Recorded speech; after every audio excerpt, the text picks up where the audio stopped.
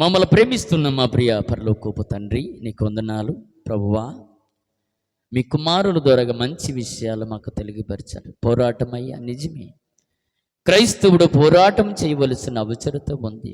పోరాటం అనగా నాయన, ఈ భూమి మీద బ్రతికినంత కాలము ఇదిగో ఈ ప్రాణముతో పోరాటము, ఇదిగో రాబోతున్న భయంకరమైన స్థితి నుంచి పోరాటం చేయాలి. ఇదిగో అప్పటికి ఇప్పుడు కూడా పోరాటం జరిగితే వస్తూ ఉంది కనుక అయ్యా, అలిపులనైనా నన్ను ఇక్కడ నిలబెట్టుకొని కొన్ని మంచి విషయాలు మాకు నేర్పించండి. మంచి మాటలు చెప్పడానికి స్థలంలోనికి వచ్చామయ్యా. మరి మాట్లాడడానికి మేము ఎంతటి వారమో, వివరించడానికి ఎంతటి వారమయ్యా, ఏమీ తెలియని వారము గనుక మాలో ఉండి తెలియని మాటలు మాకు తెలియబరచవలసిందిగా కోరుచు, అవసరమైన మాటలు మా నోటి పెట్టండి. అవసరమైన రీతిగా మీ పిల్లలకు అందించండి. ఎంతో ప్రయాసతో వచ్చారు నీ మాటలు విందామని, వాళ్ళ హృదయంలోనికి తీసుకుని వెళ్ళమని ప్రార్థిస్తూ, ప్రార్థనకి ప్రతిఫలము దయచేసి మాలో ఉండే ఒక బలమైన సందేశము నీ బిడ్డలకు దయచేయమని ప్రభువా యేసు, ఎందుకు మా ఎడల మీ యొక్క కృప చూపించి ఇదిగో ఈ స్థలములు మమ్మల్ని సజీవులుగా నిలబెట్టావు. మాట్లాడండి, అవసరమైన రీతిగా మాకు మీరు బోధించమని కోరుకుంటూ త్వరగా రానంటున్న యేసుక్రీస్తు నామములో ప్రార్థన చేసి అడిగి వేడుకొనుచున్నాము తండ్రి, ఆమెన్. మంచిది పిల్లరా, జాగ్రత్తగా వినాలని కోరుకుంటూ ఉన్నాం. ఈరోజు ఆదివారము. ఏ ఆదివారము? మట్టల ఆదివారం. చాలా ఈజీగా చెప్పేశాం. మట్టలు ఆదివారం. దేవునికి స్తోత్రం. ఈ మట్టల ఆదివారము అనగా ఈ మట్టలే అనుకుంటున్నాము, కానీ వాక్యమును మనం ఆలోచించము పిల్లరా. వాక్యము మనం చదువు కాబట్టి ఈ మట్టల ఆదివారము గురించి మనము ప్రతి సంవత్సరము చెప్పుకుంటూ వస్తూ ఉన్నాం. అవునా? మట్టల ఆదివారము నుంచి మనము ప్రతి సంవత్సరము 365 రోజులు కాపాడిన పరలోకపు తండ్రిని మహిమపరుస్తూ ఆ మాటల గురించి మనము చెప్పుకుంటూ వస్తూ ఉన్నాం. కానీ ఏ రోజైనా మనం ఆలోచించవలసిన అవసరత ఏంటంటే, కట్టబడిన గాడి మీద ఆయన ఎందుకు ఎక్కవలసి వచ్చింది అన్నది మనం ఆలోచన చేయాలి.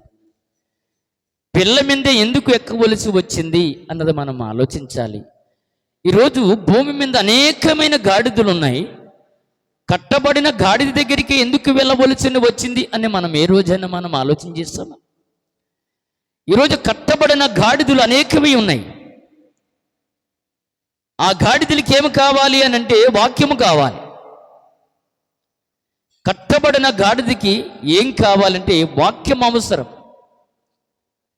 మార్పు లేని గాడిదలకి ఏం అవసరమో వాక్యం అవసరం.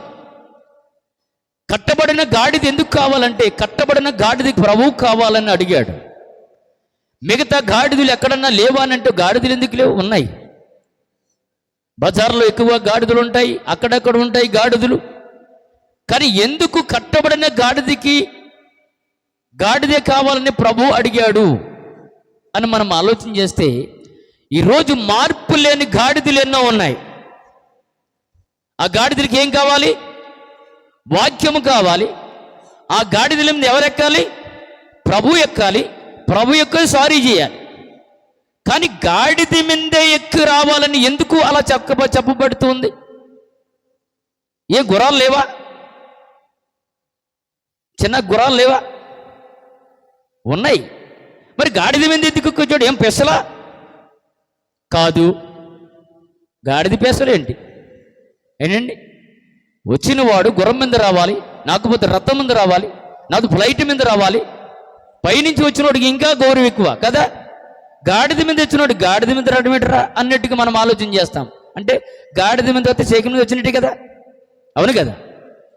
గనుక ప్రభు మనకి చెప్పింది ఏంటంటే పిల్లరా, కట్టబడిన గాడిద ఎందుకు ఆయనకు కావలసి వచ్చింది అన్నది మనం ఆలోచన చేయాలి. ఈరోజు కట్టబడిన గాడిద ఎవరైనా తీసుకొచ్చారు ఇంటికి? ఇక్కడికి వచ్చింది ఏదైనా గాడిద? ఏ గాడిద రాలేదు. ఎందుకు వస్తారు? వాళ్ళకి వాక్యం అవసరంలా. వాక్యం అవసరంలా. వాక్యం అవసరమైతే ఇక్కడికి వచ్చిన పిల్లలు. కానీ ప్రభు చెబుతున్నాడు, గాడిద మీద ఎందుకు ఎక్కువ రావాలి? అసలు ఎక్కవలసిన అవసరమే వచ్చింది గాడిద మీదే. లేఖనాలు ఎందుకు అలా రాయించాడు, రాయించవలసిన అవసరం ఏమిటి అన్నది మనం ఆలోచించవలసిన అవసరత. 4 సువార్తలో గాడిద గురించే రాయబడి ఉంది. నరిగిరి భక్తులకి ప్రభు చెప్పిన మాటే. ఎందుకు అలా చెప్పగలిగాడు? ఏదైనా కారణం ఉందా, ఏదైనా రహస్యం ఉందా అని మనం ఆలోచించుకుంటూ ముందుకు వెళదాం పిల్లలు. గాడిద మీదకి ఎందుకు ఎక్కువ వచ్చాడు? వారు అట్టుకున్న మట్టలు ఏమిటి, మనం అట్టుకున్న మట్టలు ఏమిటి? వారు ఎక్కింది గాడిద. ఈరోజు గాడిద మీద ఎక్కిన వాళ్ళు ఎవరు ఇక్కడ? ఏ గాడిద మీద ఎక్కుతావు నువ్వు? ఎక్కలేముగా. ఏ గాడిద మీద ఎక్కడానికి మనం యేసు ప్రభువా? గుట్లు పెట్టడానికి ఏమన్నా మనం యేసు ప్రభువా? కాదుగా. మరి కట్టబడిన గాడిదకి, ఎవరో ఒక్కరు లేని గాడిదకి, ఎవరో ఒక్కరు చేయలేని గాడిద మీద ఒకరోజు ఇలువ పొందుకుంది అనంటే, ఎప్పుడు పొందుకుంది అనంటే యేసుక్రీస్తు వారిని మోచుచున్నప్పుడు తనకు వచ్చిన ఘనతను, సంతోషమును, సమాధానం ఎన్నడూ ఆ గాడిదకి రాలేదు పిల్లరా. మొట్టమొదట చూద్దాం, మొదటి భక్తుడితో ఒక మాట చూద్దాం. ఈ మాటలు ఎందుకు ఈ 4 సువార్తల్లో ప్రభు చెబుతున్నాడు, ఈ నరిగిరి భక్తులకి ఎందుకు ఈ మాటలు రాయిపిస్తూ ఉన్నాడని చెప్పి మనం ఒక్కసారి చూసుకుంటూ సమయం బట్టి ముందుకు వెళదాం. ఒక్కసారి మార్కు సువార్త, మార్కు రాసిన సువార్త, మార్కు భక్తుడితో ఏం చెప్పాడో 11వ అధ్యాయం ప్రారంభం నుంచి కొన్ని వచనాలను అవసరాన్ని బట్టి తీసుకుంటూ ముందుకు వెళదాం. వారి విరిచిలేమునకు సమీపించి ఒలీవల కొండ దగ్గరకు బేతనీ అను గ్రామమునకు వచ్చినప్పుడు ఆయన తన శిష్యుల్లో 2 చూచి, మీ ఎదుటనున్న గ్రామమునకు వెల్లుడి, అందులో ఆ ప్రాంతంలో మీరు ప్రవేశించగానే కట్టబడి ఉన్న ఒక గాడిది పిల్ల కనపడుతూ ఉంటుందంట. దేవునికి స్తోత్రం. గాడిది పిల్లనే ప్రభు కోరుకుంటూ ఉన్నాడు. ఇది ఎక్కడ ఉందంటే పక్క గ్రామంలో కట్టబడి ఉందట. పక్క గ్రామంలో కట్టబడిన తర్వాత గాడిది పిల్ల దగ్గరికి వెళ్ళమని చెప్పాడట. ఒకవేళ ఎవరైనా మీరు ఇది ఎందుకు ఉప్పుతున్నారు అని అడిగితే, ఎవరైనా ఇది ప్రభువునకు కావాలని చెప్పండి అని చెప్పాడట. ఏం చేసుకుంటాడయ్యా గాడిది పిల్లని తీసుకొని వెళ్ళి? గాడిది పిల్ల మీద ఎందుకు ఎక్కాలి? పెద్ద గాడిది లేదా? ఆయన ఏమన్నాడు? కట్టబడిన గాడిది పిల్ల. ఆయన ఎన్ని కేజీలు ఉంటాడు? 60 కేజీలు వేసుకోండి. గాడిది పిల్ల మీద ఎలా మంది కూర్చుంటాడు? గాడిది పిల్ల మీద ప్రయాణం చేసి విరిచిలేమునకు రావలసిన వాడై ఉన్నాడా అని మనం ఆలోచన చేస్తే పిల్లరా, కట్టబడిన గాడిదని మీరు తీసుకొని రండి అని చెప్పాడు. ఇప్పుడు గాడిదికి కట్టుల్లోంచి విడుదల చేస్తూ ఉన్నాడు. ఎక్కడి నుంచి? కట్టబడనంటే పాపం అన్న బాధ్యతల నుంచి. ఈరోజు వాక్యం వింటున్నాడు కానీ కట్టబడి ఉన్న గాడిదలు బయటికి తీసుకొచ్చి వాక్యము చరంగా పెంచుదాం అన్నప్పటికీ కూడా వాక్యముతో విన్న గాడిదలు లేరు. ఈరోజు మనిషిని ఎందుకు పిలుస్తాం? అరే గాడిది కరెక్ట్గా వినరా అని ఎందుకు అంటూ ఉంటాం అని అంటే, వాడు సరిగా వినకపోవటం వలన. వాడు సరిగా వినకపోతే గాడిద అని అంటాం. గాడిద అనగా అది అరిత్తి ఎలా ఉంటుందంటే మీకు తెలుసు కదా. ఇప్పుడు ఎనీ టైం ఎక్కువ శాతం దేన్ని కోసుకొని తింటున్నారు? గాడిదని బాగా తింటూ ఉన్నాం. ఏదైనా జంతువు కోచుకో తినడానికి కానీ తినటి వల్ల మనిషికి ఆరోగ్యం అంటే శక్తి ఇవ్వడానికి తప్ప మరి ఆనాడు దాన్నే కోరుకోవలసిన అవసరత ఏమొచ్చింది ప్రభు వారికి అన్నది మన ప్రశ్న. సమాజంలో ఏమీ లేవా? దేశంలో ఏమీ లేదా? ఆయన పేరేంటి? రాజులకు రాజు, ప్రభువులకు ప్రభు అన్న ఆయన దేని మీద రావాలి అంటే రాజు అనగానే గౌరవం కలిగిన వాడు కాబట్టి ఒక మంచి వాహనం మీద రావాలి, లేకపోతే గుర్రం మీద రావాలి, లేకపోతే రథాల మీద రావాల్సిన అవసరత ఉంది. ఒకవేళ గాడిద మీద వచ్చిన వాడు ఎవరు కూడా లెక్క చేయవలసిన వారు కారు. కానీ ప్రత్యేకత ఏంటంటే పిల్లరా, గాడిద మీద ఎక్కవలసిన అవసరత ఉంది. ఇలా నెరవేర్చటానికి యేసుక్రీస్తు రాకముందు మరొకరు ఎవరైనా చెప్పారా? యేసు రాబోతున్నవాడు గాడిద మీదే ఎక్కాలి, గాడిద మీదే ఎక్కి ఆయన ప్రయాణం చేయాలి అని ఒకవేళ ప్రవక్తలు ఏమైనా చెప్పారా? వాటి ప్రకారంగా ఈయన నెరవేర్చిన వారుగా అవి ఉన్నాడు అని చెప్పి మనం ఆలోచించవలసిన అవసరత ఉంది. దేవునికి స్తోత్రం. కనుక ఈయన చెప్తున్నది అంటే కట్టబడిన గాడిదని ఉప్పుకోరండి. ఒకవేళ ఎవడైనా ఎందుకు దాన్ని ఉప్పుతున్నారంటే ఇది ప్రభువు కావాలను అని చెప్పి అన్నమన్నాడు. అక్కడ ఉప్పుతున్నప్పుడు అలాగే చెప్తారు. 3వ వచనం, ఎవడైనను మీరెందుకు దీని ఇలా ఉప్పుచున్నారు, మిమ్మల్ని అడిగిన యెడల అది ప్రభువుకు కావాలి. దేవునికి స్తోత్రం. అది ప్రభువుకు కావాలి. నిజమేనండి పిల్లరా. ఈరోజు ప్రభు ఒక బాధ్యతని మీద పెడుతూ ఉన్నాడు. ఏం బాధ్యత తెలుసా? ప్రభు ఒక బాధ్యత అప్పచెబుతూ ఉన్నాడు. ఎవరికి అప్పచెబుతున్నాడు అనగాని గాడిది పిల్లకు అప్పచెబుతూ ఉన్నాడు. ఈరోజు ప్రభు చెబుతున్న మాట ఏంటంటే బాధ్యత, భారము, స్వార్థ భారము ఎవరు మోయవలసిన అవసరం ఉంది అని అంటే ఎవరు?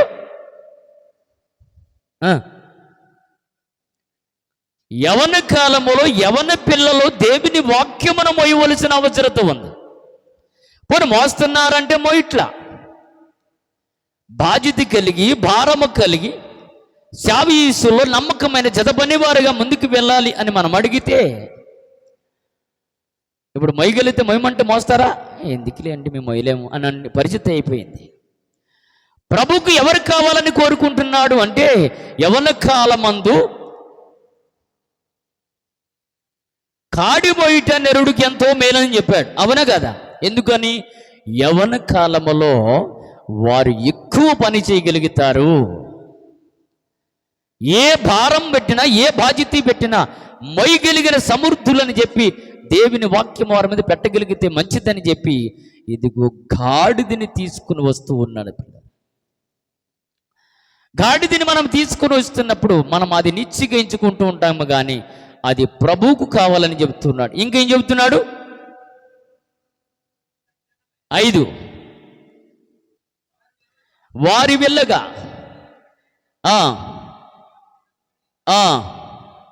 గాడిది పిల్ల ఒకటి వారికి కనబడును, దాని ఇప్పుచుండగా అక్కడ నిలిచున్న వారిలో కొందరు మీరేమి చేస్తున్నారు, గాడిది పిల్లను ఎందుకు ఇప్పుచున్నారని వారిని అడిగారు. దేవునికి స్తోత్రం.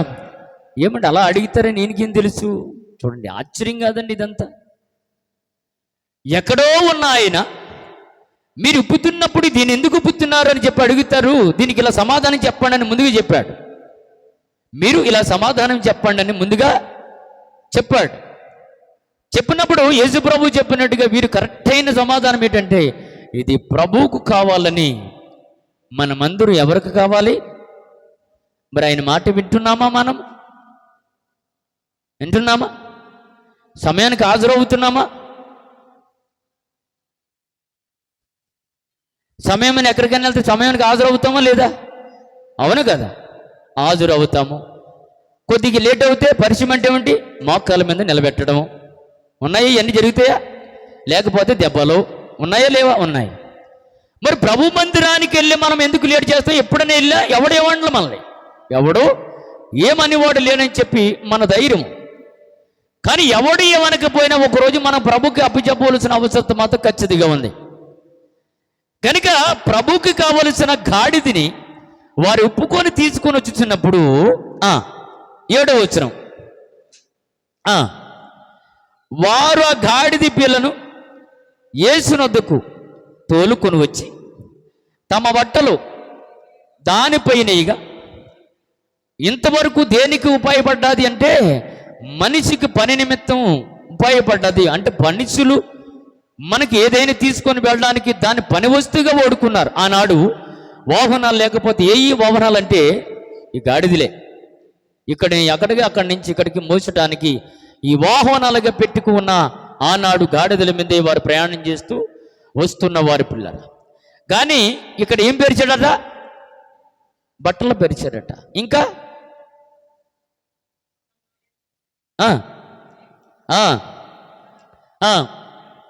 దారి పోరును పడిచి కొందరు తమ పొలములో ఏం కొమ్మలు? నరికిన కొమ్మలు. ఏ కొమ్మలయ్యి? ఈత కొమ్మలా? ఈత కొమ్మలు ఉన్నాయమ్మా, చూడు, బాగా చూడు. ఈత కొమ్మలయ్యి చూడు, ఉన్నాయా? కొమ్మలు.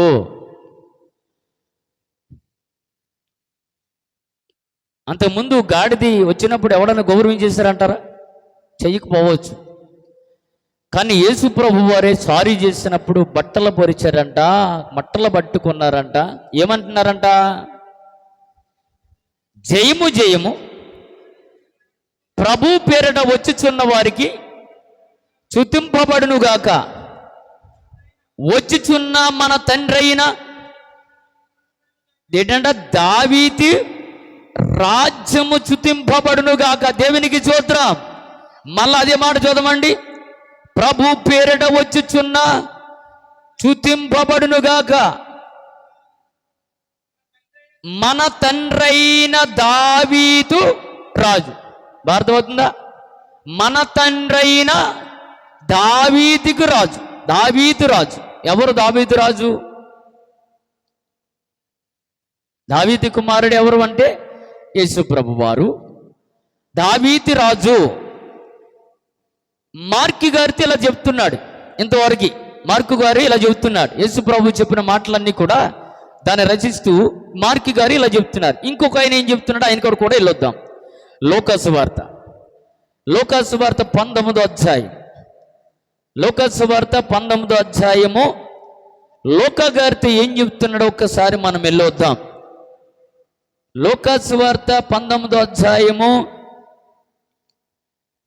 29.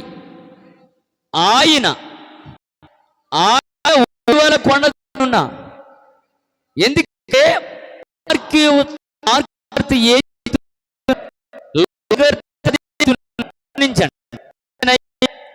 మీరు గమనించు. ఈ 4 శుభాలు భక్తులు రాశారు.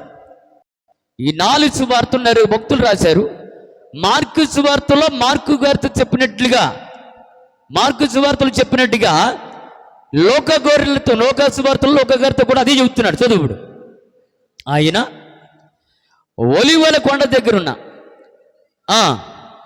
గ్రామమునకు సమీపమునకు వచ్చినప్పుడు తన శిష్యులు 2 పిలిచి, మీరు చేమ ఏది చెప్పాడని పిల్ల, చేమ అదే వాక్యం ఇక్కడ రాయబడి ఉంది. అర్థమవుతుందా? ఏదైతే మార్కు గారితో చెప్తున్నాడో అదే లోక గారితో కూడా చెప్తున్నాడు. మార్కు గారితో ఏదైతే చెప్తున్నాడో లోక గారితో కూడా చేమ అదే చెబుతూ ఉన్నాడు. ఏది? కట్టబడిన గాడిది పిల్ల అని అంటూ ఉన్నాడు. 32.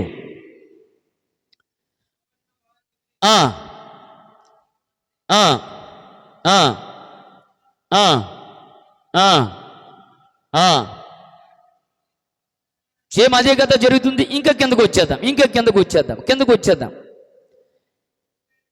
38.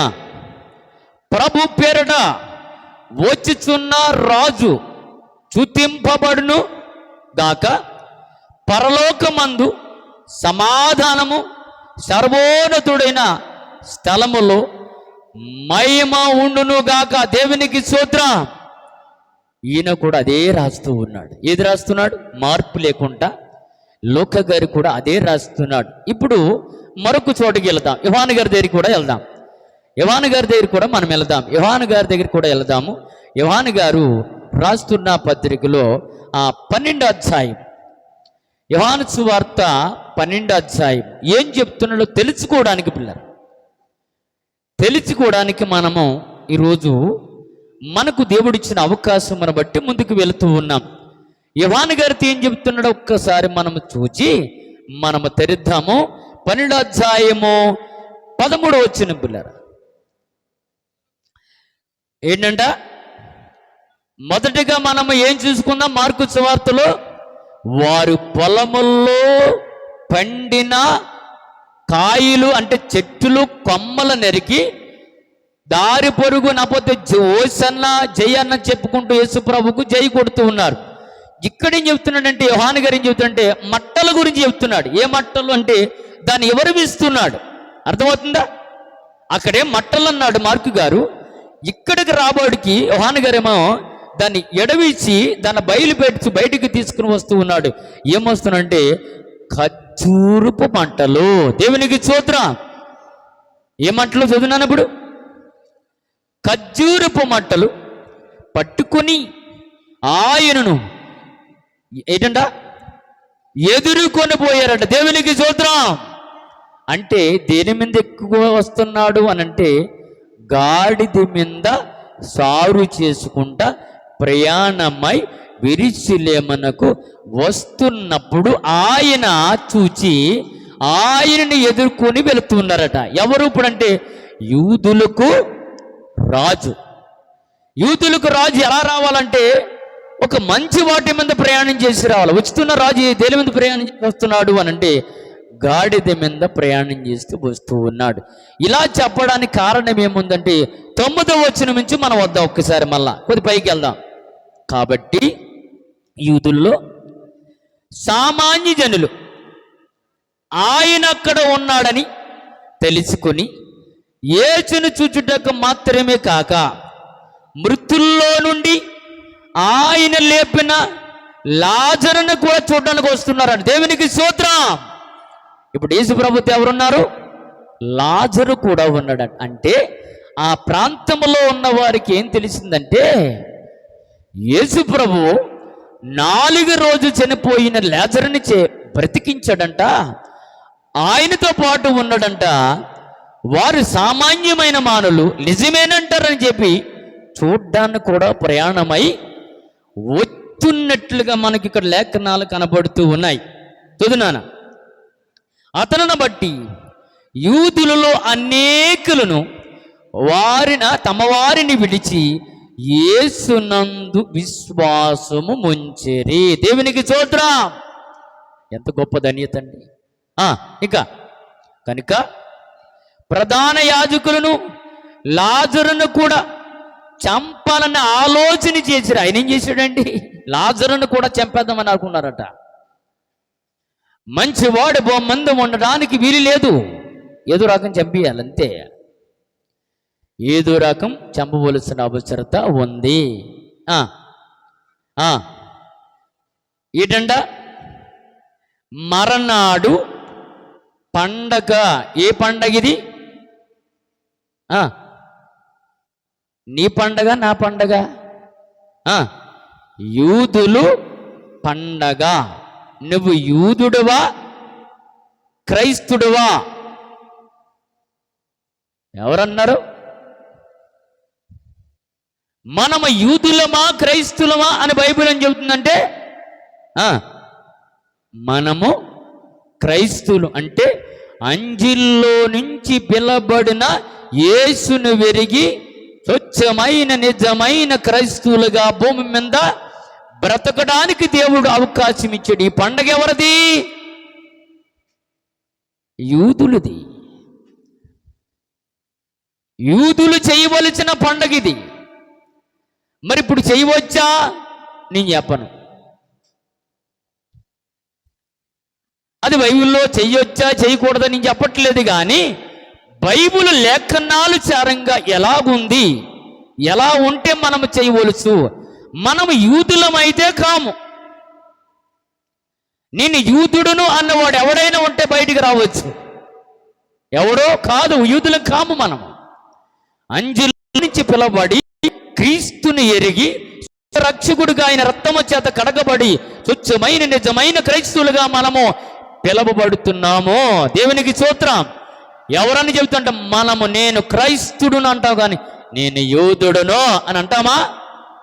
అనలేము. ఆ పండగ వస్తున్నారంట. ఆయన యూదులు రాజు అయినా, మరి యూదులకు రాజు అయితే మనకు రాజు అంటే సమాజానికి ప్రజలందరికీ ప్రకృతిలో భూమి మీద పుట్టిన ప్రతి మానవుడికి, మనుషుడిగా పుట్టిన ప్రతి మానవుడికి రాజు అని బైబిల్ చెప్తుంది. మళ్ళా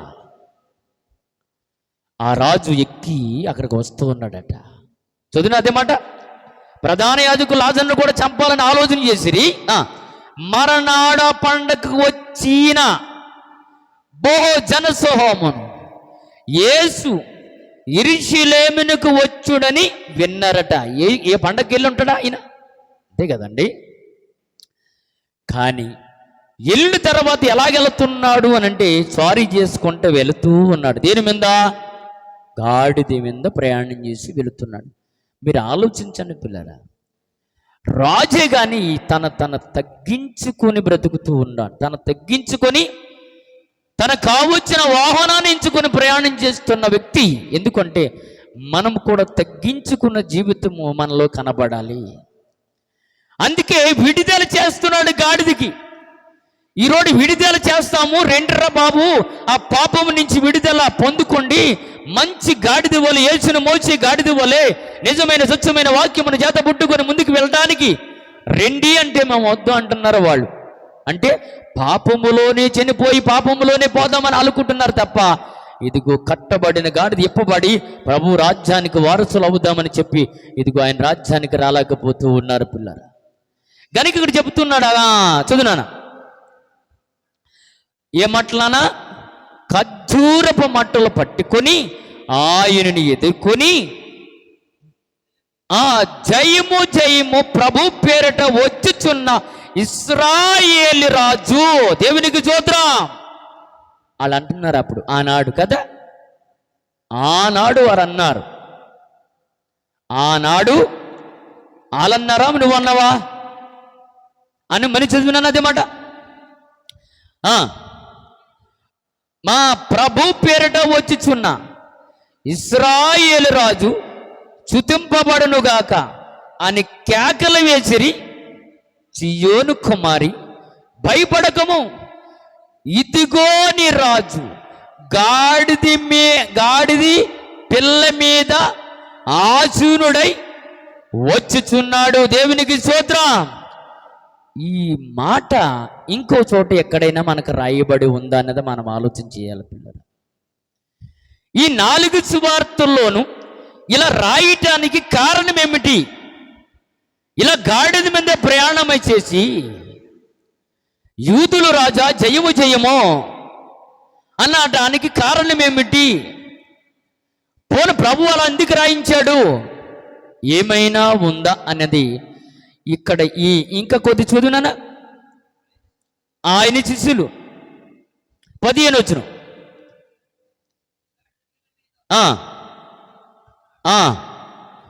అని రాయబడిన ప్రకారము యేసు ఒక చిన్న గాడిద మీద,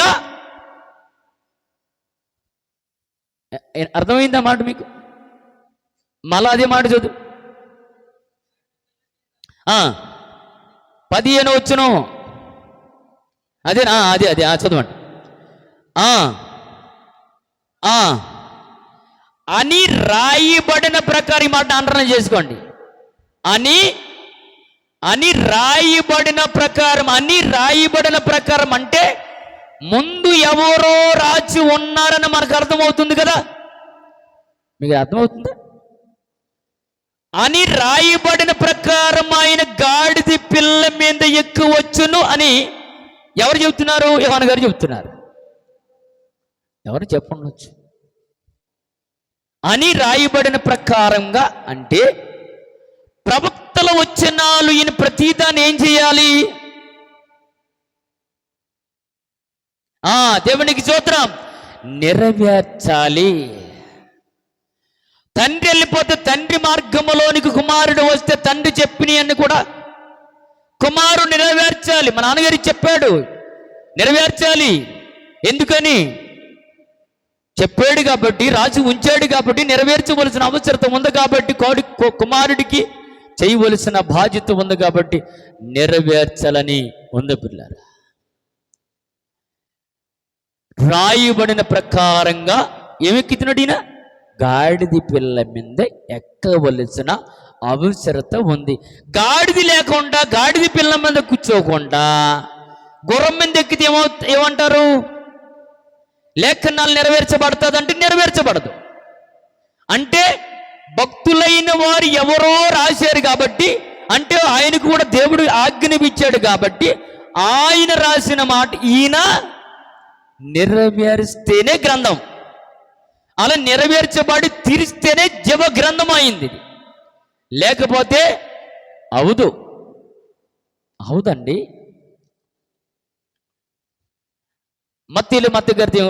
మత్తి సువార్తలో కూడా ఒకసారి వెళుద్దాం. మత్తి గారు ఏం చెప్తున్నాడో ఒక్కసారి వెళుద్దాం. 21:1.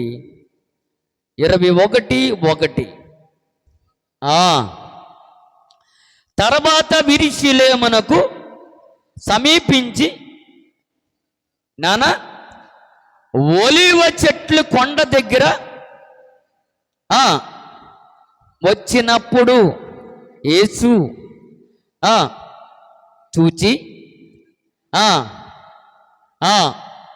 వెళ్ళగానే కట్టబడి ఉన్న 3 భక్తులతో ఒకే విధంగా చెప్పుకుంటూ వచ్చాడు. అవునా కదా? ఎవరితో? మార్కు గారితో, లూకా గారితో, మత్తయి గారితో 3 మాటలు ఒకే విధంగా రాపిస్తూ వస్తున్నాడు. కానీ యోహాను గారి దగ్గరికి వెళ్ళబడికి ఏంటంటే, ఇదిగో రాయబడిన ప్రకారంగా గాడిద పిల్ల మీదే వచ్చినట్లుగా ఇక్కడ మార్చి చెప్తున్నాడు. అంటే ఈ 3కి చెప్పింది ఎవరు? దేవుడే కదా. మరి ఈ 3కి, ఈ నరిగిరికి చెప్పకముందు ఇంకొక ఆయనకి ఏమని చెప్పాడా? చెప్పలేదా? చెప్పాడా? ఏ గ్రంథం అది? అక్కడికి వెళ్ళి ముగించేసుకుందాం పిల్లలు. ఎందుకంటే లేఖనాలు నెరవేర్చివాడిన, అంటే ప్రవక్తలు రాసిన గ్రంథములు కనుక వారు ఏం చెప్పాడో, వాళ్ళు ఏమి రాశారో ఈయన నెరవేర్చేవారు.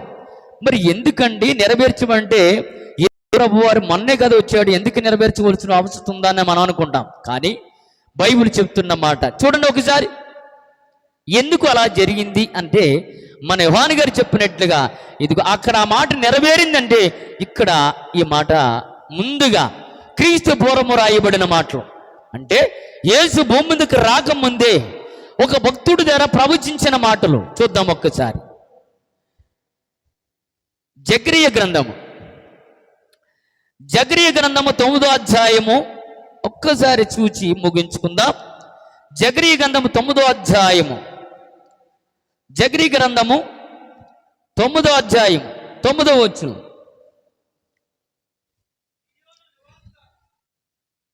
ఏంటంట?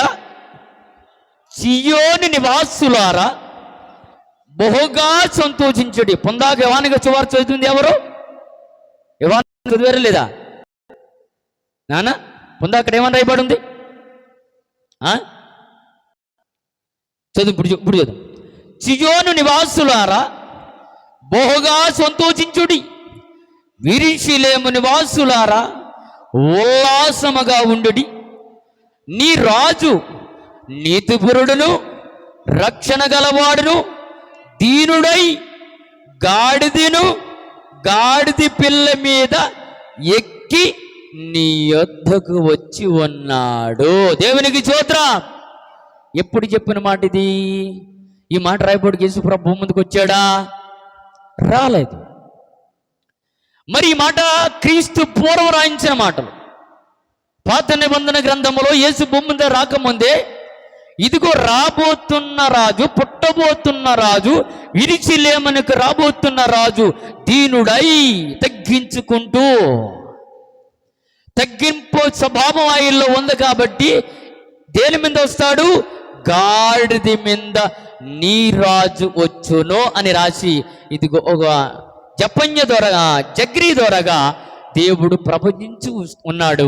ఈ మాట ఎవరు నెరవేరుస్తున్నారంటే యేసుక్రీస్తు వారు నెరవేరుస్తున్నాడు. ఎక్కడంటే యోహాను సువార్తలో ఆయన మనకు కనబడుతూ ఉందన్నమాట. చదివారు కదా అన్నమాట. గనుక ఇదిగో రాయబడిన ప్రకారంగా, ఏది రాయబడిన ప్రకారంగా ఈయన నెరవేర్చవలసిన అవసరత ఉందని యోహాను సువార్తలో 12వ అధ్యాయము 13లో మనకు అక్కడ చెప్పబడింది. అదేనా? చూతారు ఒకసారి.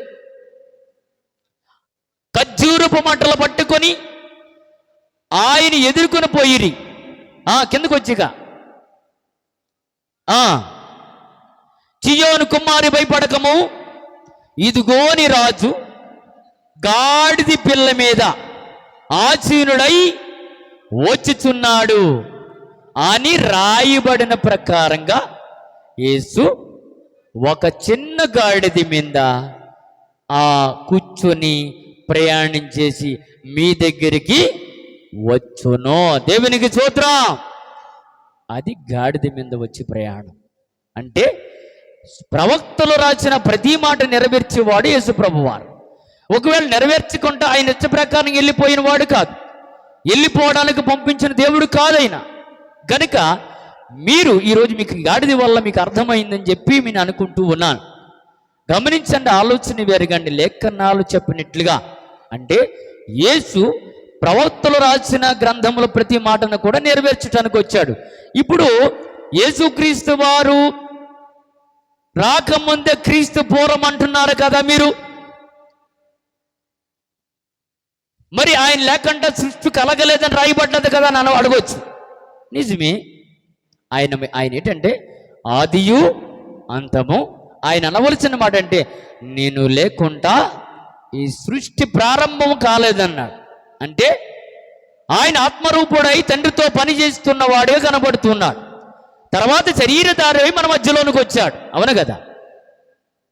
శరీరధారై మన మధ్యలోనికి వచ్చి తన తగ్గించుకుంటూ గాడిద మీద ప్రయాణం చేసి విరిచిలేమన ప్రాంతములకు వెళ్ళినప్పుడు యూదులైన వారందరూ కూడా మన రాజు వచ్చుచున్నాడు, జయము జయమో అని వారు కేకలు వేచుచున్నవారే ఒకరోజు అలాగే మళ్ళా ఆయన మీద తిరగబడిన ప్రజలుగా మారిపోవనట్లుగా లేఖనాలు మనకు చలవిచ్చుచూ ఉన్నాయి. గమనించి ఆయన కొరకు బ్రతికేవారుగా, ఆయన కొరకు జీవించిన వారిగా మనం ఉంటూ ఒక స్వచ్ఛమైన మంచి వారిగా మన బ్రతుకుతూ కట్టబడిన గాడిదికి ఈరోజు ఏమొచ్చిందంటే విలువ వచ్చింది.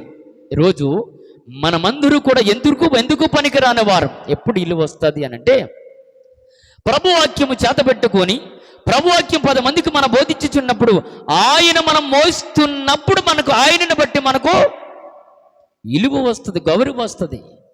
మనం ఎంత చేసినా తక్కువేనండి ఆయన కొరకు. ఆలోచన వెరగండి. మనం కట్టబడిన గాడిదలు ఇంకా పాపం మన ఒడిదుడుకుల పాపం మన కష్టంలో ఉన్నవారికి దేవుని వాక్యము కావాలి. కానీ అవసరం లేని వారు ఎందరో ఉన్నారు. గమనించి ఆయన కొరకు ఆయన లేఖనాలు నెరవేర్చడానికి ఆయన వచ్చాడు. అంటే తన ముందుకు ప్రవక్తలు రాసిన ప్రతి మాటని నెరవేర్చి ఆయన రాజ్యానికి వెళ్ళవలసిన వారై మనము కూడా ఉన్నాం. ఈరోజు ప్రతిదాన్ని కూడా మన పోరాటం చేసి ఆయన నిత్యమైన రాజ్యంలోనికి చేరేవారుగా ఉంటూ ఇదిగో ఆయన తగ్గించుకున్నాడు. ఈరోజు నువ్వు తగ్గించుకుంటే, ఈరోజు తగ్గించుకొని నువ్వు ఉండగలిగితే మంచి ఉన్నతమైన స్థాయిలోనికి ఆయన తీసుకొని వెళ్ళగలిగిన వాడు. తగ్గించుకోవాలంటే దేవుని వాక్యం చేత పెట్టుకోవాలి. తగ్గించుకొని బ్రతకాలంటే దేవుడు నీలో ఉండాలి, స్థానం ఉండాలి, శక్తి ఉండాలి, బలమును సంపాదించుకొని మంచి దృఢమైన విశ్వాసం కలిగి ఉండగలిగితే అంతకంటే ధన్యత లేదని కోరుకుంటూ ఈ మాటలు మనందరి వినికిడిలో ఈ మాటలు దీవించి ఆశీర్వదించును గాక. ఆమె తల ఉంచినట్లయితే ప్రార్థన చేసుకుందాం. మమ్మల్ని ప్రేమిస్తున్న మా ప్రియ పరలోకపు తండ్రి, ఇంతవరకు నాయన మంచి విషయాలు తెలియపరిచారు. నా తండ్రి, మీరు గాడిద పిల్ల మీద ఎందుకు ఎక్కవలసి వచ్చిందో, దేనికి ఎక్కవలసి వచ్చిందో మాకు ఈరోజు వాక్యము ద్వారా మాట్లాడి చెప్పి ఉన్నాము నాయన. ఇదిగో లేఖనాలు నెరవేర్చి వాడు వచ్చిన ఉన్నాడు. ఆయన చెప్పినట్లుగా 3 భక్తులతో ఒకటి చక్కటి విషయాలు ఒకే విధముగా రాయించి ఇదిగో నాయన యోహాను గారితో మాత్రమే నాయన లేఖనాల ప్రకారంగా నెరవేర్చవలసిన వాడై ఉన్నాడని, ఇదిగో ప్రవక్తలు రాసిన ప్రతి మాటని నెరవేర్చడానికి వచ్చి ఉన్నాను అన్నట్టుగా నాయనా మీరు ఈరోజు మాకు తెలియపరిచారయ్యా.